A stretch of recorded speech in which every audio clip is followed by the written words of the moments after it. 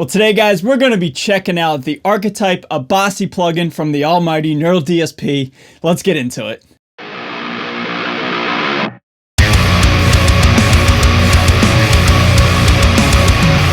So what is going on, everybody? Thank you so much for joining me for today's video. My name's Ray. I'm a guitar player here on YouTube, and I'm a little bit fashionably late to the party, but I'm here. I'm all excited, jacked up on caffeine and coffee, and I want to talk about the Archetype Abasi. So we all know Toast and Abasi from the almighty Animals as leaders, and when this plugin dropped about, I don't know, maybe 2 months ago at the time of filming this video, yeah, man, it just sounded sick, and you knew that because it was from Neural DSP and it was an Archetype plugin, you know, they've had their signature plugins from, I believe, Plini, Nolly, and now Toast and Abasi. Yeah, man, so they've just been knocking it out of the park, and you knew it was going to sound sick, and you knew it was going to have a little bit of Toastin flavor in the plugin, and it surely does have all that. So as you can see, this plugin has just mysteriously appeared onto my screen, but what I'm getting at here is, guys, is this plugin is very similar to all the Neural DSP plugins. You have your preamp section, that is your compression and Pathos overdrive pedal, Pathos overdrive pedal, the signature pedal from Abasi.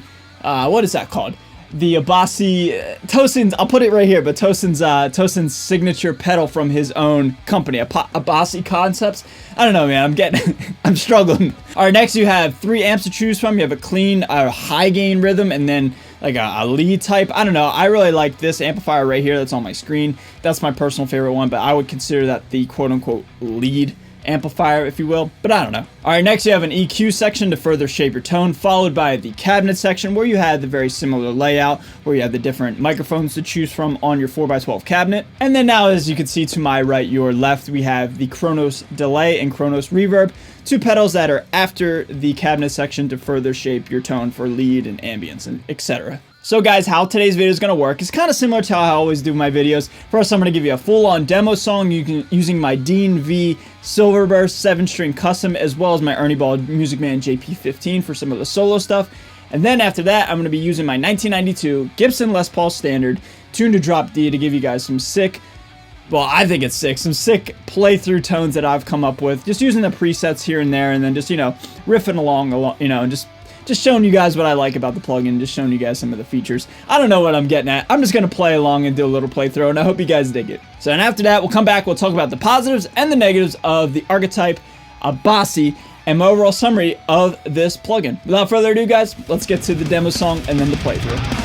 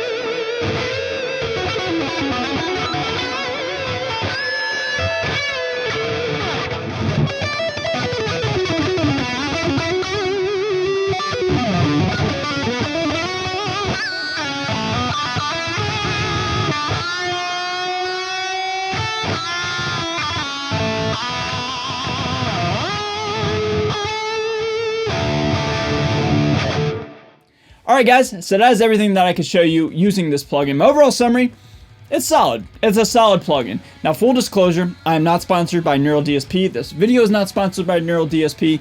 I purchased this plugin myself, and therefore I have the means to say whatever I want, right? Because I own it. With that all being said, is this my favorite Neural DSP plugin that I've ever tried? No. And the reason why is because I like the Nameless suite and the NTS suite more than this plugin per se. The main negative and the only negative for me, well, it's not really negative, it's just a personal flavor and a personal opinion, is there's a lot of low-end buildup with this plugin. I found that very surprising, especially in a lot of the Tosin presets.